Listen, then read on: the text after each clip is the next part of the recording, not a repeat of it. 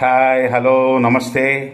ఒక మంచి విషయం మిత్రమా, మన దేశంలో పోలీసుల అరాచకాన్ని ఖండించాలి. ఎందుకంటే అనుమానం వచ్చింది, అరెస్టు చేశాం, నిర్దోషం తెలిసింది, కేసు వాపసు తీసుకున్నాం అంటే అంతా వాళ్ళ ఇష్టమేనా?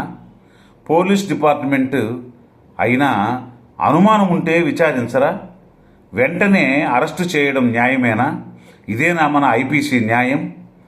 అనవసరంగా అరెస్టు చేయించినందుకు వారిపైన వెనుక ముందు ఆలోచించకుండా గొప్పవారు, డబ్బు, పలుకుబడి ఉన్నవారి ఆర్డర్ నెరవేర్చినందుకు డిపార్ట్మెంట్ మీద ఏమీ చర్యలుండవా? అట్లీస్ట్ పేదవారికి, అరెస్ట్ అయిన వారికి క్షమాపణలు కూడా చెప్పరా? డబ్బు లేని వారన్నా, పేదవారన్నా, పలుకుబడి లేని వారన్నా సమాజంలో గౌరవం ఇంతేనా? దీనికి గవర్నమెంట్ వారి సమాధానం మౌనమేనా? అలాగైతే ఎవరి మీదైనా అరెస్ట్ వారెంట్లు జారీ చేయవచ్చా? ఇలాగైతే డబ్బున్నవారు, పదవిలో ఉన్నవారు, డిపార్ట్మెంట్ వారు వారికి నచ్చని వారిని పగ సాధిస్తూనే ఉంటారు. కాబట్టి నేరారోపణలు రుజువు కానప్పుడు అరెస్టు చేసిన వారికి సరి అయిన శిక్షనో లేక జరిమానాలో విధించాలి. అప్పుడే అనవసరమైన కక్షలు తీర్చుకోవడం కొంతవరకైనా తగ్గించగలం. లేకపోతే అరెస్ట్ అయిన వారు సంఘంలో నేరస్తుడని ముద్రపడి బ్రతకలేక ఆత్మహత్యలకు పాల్పడవచ్చు. ఒక తల్లి తన పిల్లల నుండి ఏమి ఆశిస్తుందో అలాగే తన పిల్లలకి కావలసింది ఇవ్వడం కూడా తల్లిగా తన బాధ్యత.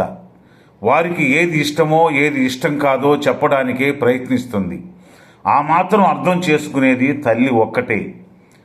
పెళ్ళైన కొడుకు తన తల్లిని, తన భార్యను, ఇద్దరిని అర్థం చేసుకొని, ఇద్దరూ నన్ను ప్రేమిస్తున్నారని, ఇద్దరూ నాకు రెండు కళ్ళని, ఎవరు ఎక్కువ ఇష్టమంటే చెప్పలేనని అన్నప్పుడు ఆ తల్లి ఎంత ఆనందపడుతుందో మాటలతో వివరించలేం మిత్రమా. కన్నందుకు కొడుకుగా, కట్టుకున్నందుకు భర్తగా వారు పొందే ఆనందం వివరించలేం. అనుభవిస్తేనే అది తెలుస్తుంది. తల్లి బిడ్డల మధ్య కన్న పేగు బంధమే ఉండాలి కానీ క్షమాపణలు ఉండకూడదని అంటారు. అలా ఉండాలి తల్లి తనల బంధం. అమ్మ ఎప్పుడూ పిల్లల కోసమే ఆలోచిస్తుంది. వారి ఆనందం, సంతోషాలను చూసి సంబరపడిపోతుంది. చివరిగా ఒక్క విషయం మిత్రమా, 16 సంవత్సరాల ముందు చదువుకునే వయసులో ఒక పిల్లవాడు పనికి పోతున్నాడంటే కన్న తండ్రి సరిలేడని అర్థం.